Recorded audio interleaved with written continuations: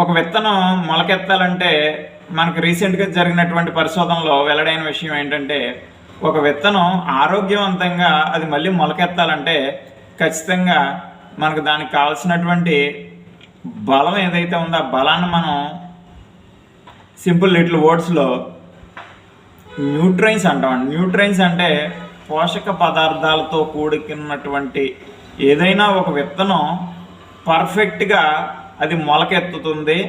మనకి 360 డిగ్రీల్లోనూ కూడా వేరు భాగం కానీ, ఆకు భాగం కానీ, కాండం భాగం కానీ అన్ని భాగాలు కూడా చాలా ఆరోగ్యవంతంగా ఉంటాయనేసి మనకు డిసైడ్ అవడం జరిగిందండి.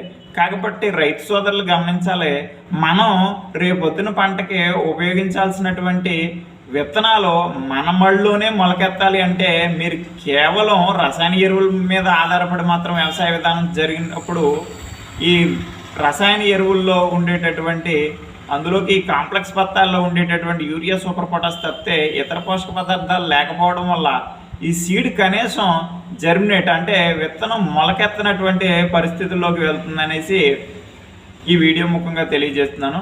మరియు సీడు ఆరోగ్యవంతంగా హ్యాపీగా హెల్దీగా ఉండాలి, మనకి అనుకున్న దానికంటే దిగుబడి పెంచి రావాలి అంటే ఖచ్చితంగా ఒక విత్తనం అన్ని పోషక పదార్థాలని కలిగి ఉండాలి.